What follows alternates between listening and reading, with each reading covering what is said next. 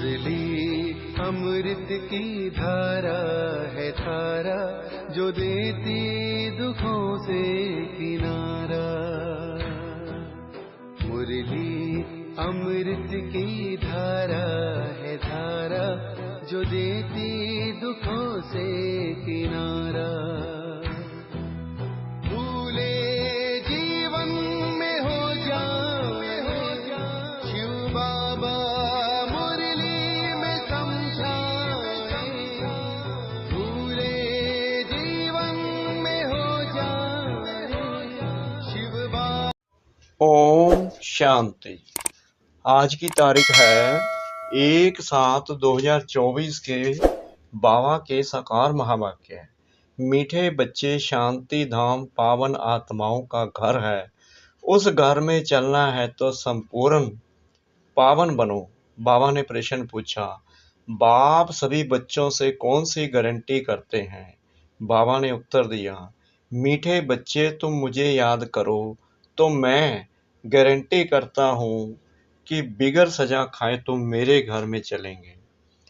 तुम एक बाप से दिल लगाओ, इस पुरानी दुनिया को देखते भी नहीं देखो, इस दुनिया में रहते पवित्र बनकर दिखाओ, तो बाबा तुम्हें विश्व की बादशाही अवश्य देंगे। ओम शांति। रूहानी बच्चों से रूहानी बाप पूछ रहे हैं, यह तो बच्चे जानते हैं बाप आया है, हम बच्चों को अपने घर ले जाने लिए। अब घर जाने की दिल होती है, वह है सब आत्माओं का घर। यहाँ सब जीव आत्माओं का घर एक नहीं है। यह तो समझते हो बाप आया हुआ है, निमंत्रण पर बुलाया है बाप को, हमको घर अर्थात शांति धाम ले चलो। अब बाप कहते हैं, अपने दिल से पूछो, हे आत्माएं, तुम पतित कैसे चल सकेंगी? पावन तो जरूर बनना है, अब घर चलना है। और तो कोई बात नहीं कहते। भक्ति मार्ग में तुमने इतना समय प्रसाद किया है, किसके लिए? मुक्ति के लिए। तो अब बाप पूछते हैं, घर चलने का विचार है? बच्चे कहते, बाबा इसके लिए ही तो इतनी भक्ति की है। यह भी जानते हो जो भी जीव आत्माएं हैं सबको ले जाना है, परंतु पवित्र बनकर घर जाना है। फिर पवित्र आत्माएं ही पहले पहले आती हैं। अपवित्र आत्माएं तो घर में रह नहीं सकती। अभी जो भी करोड़ों आत्माएं हैं सबको घर जरूर जाना है। उस घर को शांति धाम व वानप्रस्थ कहा जाता है। हम आत्माओं को पावन बनकर पावन शांति धाम जाना है। बस कितनी सहज बात है। वह है पावन शांति धाम आत्माओं का, वह है पावन सुख धाम जीव आत्माओं का, यह है पतित दुख धाम जीव आत्माओं का। इसमें मूंझने की तो बात ही नहीं।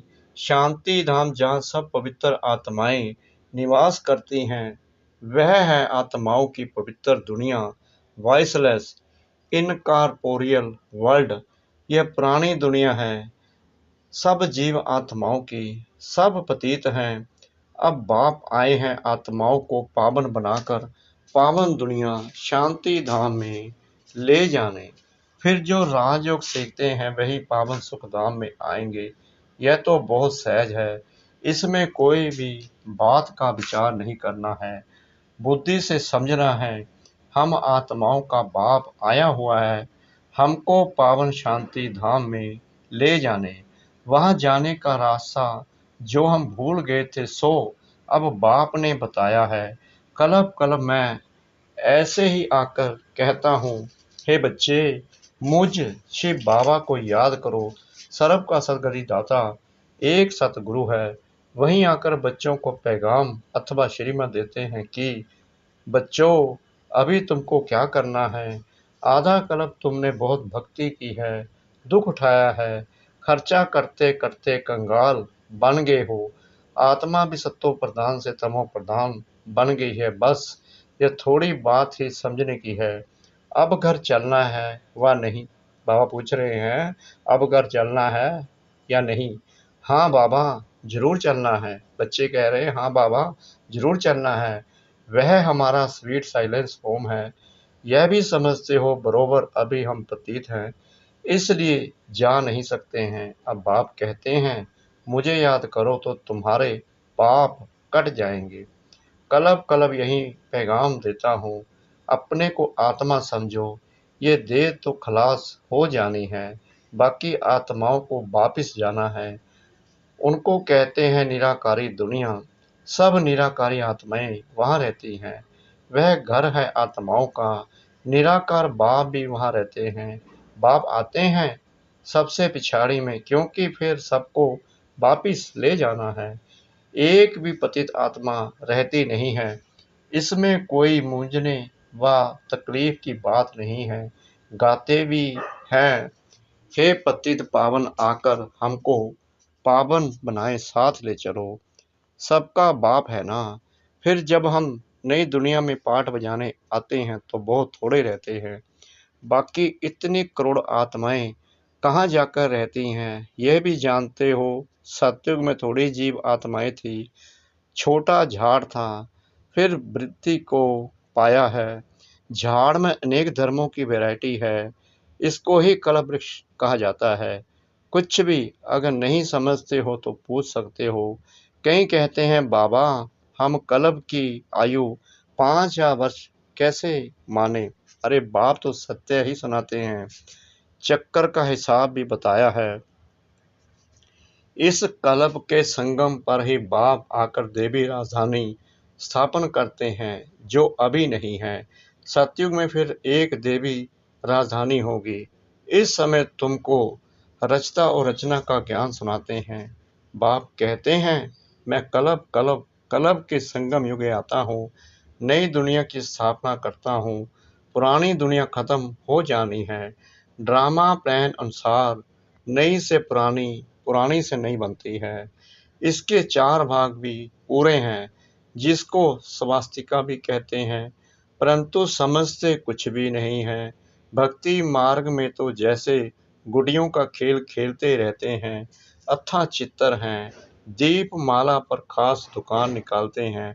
अनेकानेक चित्तर हैं, अभी तुम समझ गए हो। एक है शिव बाबा और हम बच्चे।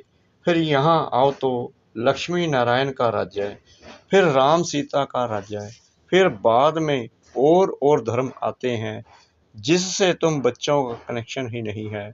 वह अपने अपने समय पर आते हैं, फिर सबको वापस जाना है। तुम बच्चों को भी अब घर जाना है। ये सारी दुनिया विनाश होनी है। अब इसमें क्या रहना है।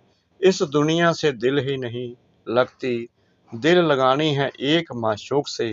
वह कहते हैं मुझे एक के साथ दिल लगाओ तो तुम पावन बनेंगे।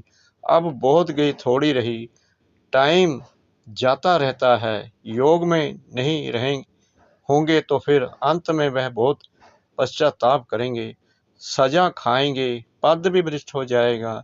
यह भी तुमको अभी मालूम पड़ा है कि अपना घर छोड़े हमको कितना समय हुआ है। घर जाने लिए तो माथा मारते हैं ना। बाबा कहते हैं घर जाने के लिए तो माथा मारते हैं ना। बाप भी घर में ही मिलेगा, सतयुग में तो नहीं मिलेगा। मुक्ति धाम में जाने के लिए मनुष्य कितनी मेहनत करते हैं, उसको कहा जाता है भक्ति मार्ग। अभी भक्ति मार्ग खलास होना है ड्रामा अनुसार। अभी मैं तुमको घर ले जाने के लिए आया हूँ, जरूर ले जाऊंगा। जितना जो पावन बनेंगे उतना ऊंच पद पाएंगे, इसमें मूंझने की बात ही नहीं। बाप कहते हैं बच्चे तुम मुझे याद करो, मैं गारंटी करता हूँ तुम बिगर सजा खाए घर चले जाएंगे। याद से तुम्हारे विक्रम विनाश होंगे। अगर याद नहीं करेंगे तो सजाएं खानी पड़ेगी, पद भी भ्रष्ट हो जाएगा। हर 5 वर्ष बाद मैं यहीं आकर समझाता हूँ। मैं अनेकानेक बार आया हूँ तुमको वापिस ले जाने। तुम बच्चे ही हार जीत का पाठ बजाते हो, फिर मैं आता हूँ ले जाने। यह है पतित दुनिया, इसलिए गाते भी हैं पतित पावन आओ। हम विकारी पतित हैं, आकर निर्विकारी पावन बनाओ। यह है विकारी दुनिया। अभी तुम बच्चों को संपूर्ण निर्विकारी बनना है। जो पीछे आते हैं वे सजा खाकर जाते हैं। इसलिए फिर आते भी ऐसी दुनिया में हैं जहाँ दो कला कम हो जाती है, उनको संपूर्ण पवित्र नहीं कहेंगे।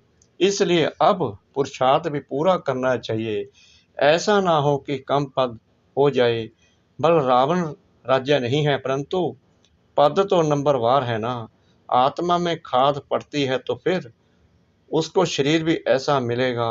आत्मा गोल्डन एज्ड से सिल्वर एज्ड बन जाती है। चांदी की खाद आत्मा में पड़ती है, फिर दिन प्रतिदिन जास्ती छीछी खाद पड़ती है मुलम्मे की। बाप बहुत अच्छी रीति समझाते हैं। कोई नहीं समझते हैं तो हाथ उठाओ। जिसने 84 जन्मों का चक्कर लगाया है उनको ही समझाएंगे। बाप कहते हैं इनके 84 जन्मों के अंत में मैं आकर प्रवेश करता हूँ। इनको ही फिर पहले नंबर में आना है। जो पहले था वह लास्ट में है, उनको ही पहले नंबर में जाना है। जो बहुत जन्मों के अंत में पतित बन गया है, मैं पतित पावन उनके ही शरीर में आता हूँ, उनको पावन बनाता हूँ। कितना क्लियर कर समझाता हूँ। बाप कहते हैं मुझे याद करो तो तुम्हारे पाप भस्म होंगे। गीता का ज्ञान तो तुमने बहुत सुना और सुनाया है, परंतु उनसे भी तुमने सदगति को नहीं पाया। बहुत सन्यासियों ने तुमको मीठी मीठी आवाज से शास्त्र सुनाए, जिस आवाज को सुनकर बड़े बड़े आदमी जाकर इकट्ठे होते हैं। कनरस है ना, भक्ति मार्ग है ही कनरस। इसमें तो आत्मा को बाप को याद करना है। भक्ति मार्ग अब पूरा होता है। बाप कहते हैं मैं तुम बच्चों को ज्ञान देने आया हूँ जो कोई नहीं जानते। मैं ही ज्ञान का सागर हूँ।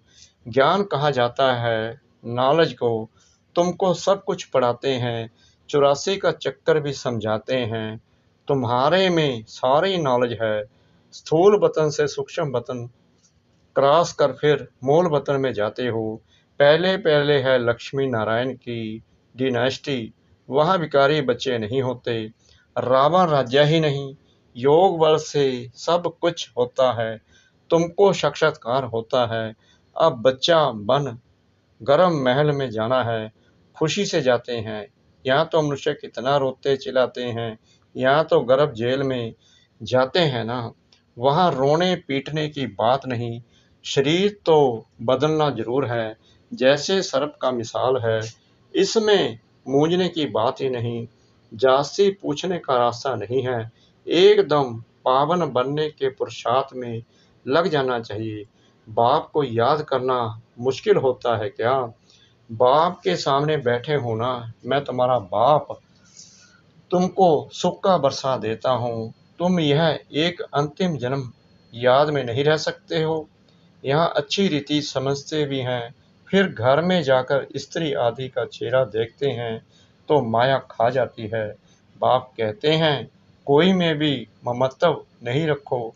वह तो सब कुछ खत्म होना ही है, या तो एक बाप को ही करना है।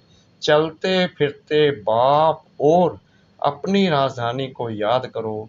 देवी गुण भी धारण करने हैं। सतयुग में यह गंदी चीजें मांस आदि होता ही नहीं। बाप कहते हैं विकारों को भी छोड़ दो। हम तुमको विश्व की बादशाही देता हूँ। कितनी आमदनी होती है तो क्यों नहीं पवित्र रहेंगे। सिर्फ एक जन्म पवित्र रहने से कितनी भारी आमदनी हो जाती है। भले इकट्ठे रहो, ज्ञान तलवार बीच में हो। पवित्र रह दिखाया तो सबसे ऊंच पद पाएंगे, क्योंकि बाल ब्रह्मचारी ठहरे। फिर नॉलेज भी चाहिए। औरों को आप समान बनाना है। सन्यासी को दिखाना है कि कैसे हम इकट्ठे रहते पवित्र रहते हैं, तो समझेंगे इनमें तो बड़ी ताकत है। बाप कहते हैं इस एक जन्म पवित्र रहने से 21 जन्म तुम विश्व के मालिक बनेंगे। कितनी बड़ी प्राइज मिलती है, तो क्यों नहीं पवित्र रह दिखाएंगे। टाइम ही बाकी थोड़ा है। आवाज भी होता रहेगा, अखबार में भी पड़ेगा। रिहर्सल तो देखी है ना। एक एटम बम से क्या हाल हो गया। अभी तक हॉस्पिटल में पड़े हैं। अभी तो ऐसे बम्स आदि बनाते हैं जो कोई तकलीफ नहीं, फट से खत्म। और यह रिहर्सल होकर फिर फाइनल होगा। देखेंगे फट से मरते हैं व नहीं, फिर और युक्ति रचेंगे, हॉस्पिटल आदि होगी नहीं, कौन बैठ सेवा करेंगे, कोई ब्राह्मण आदि खिलाने वाला नहीं रहेगा। बाम छोड़ा और खलास, अर्थ कवेक में सब दब जाएंगे, देरी नहीं लगेगी।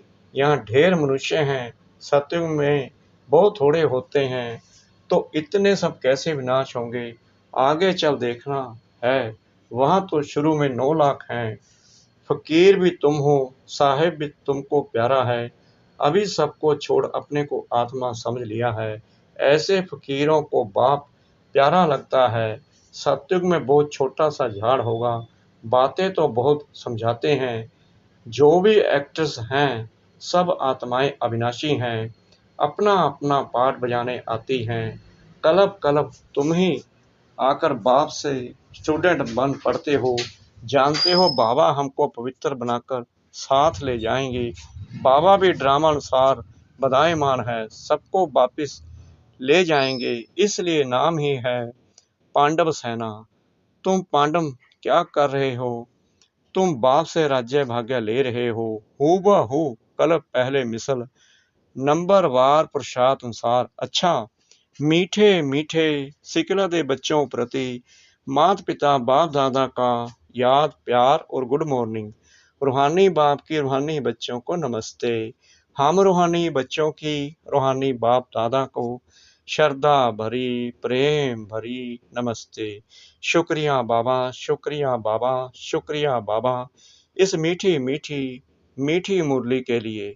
धारणा के लिए मुख्य सार नंबर 1, बाप का प्यारा बनने के लिए पूरा फकीर बनना है। देह को भी भूल स्वयं को आत्मा समझना ही फकीर बनना है।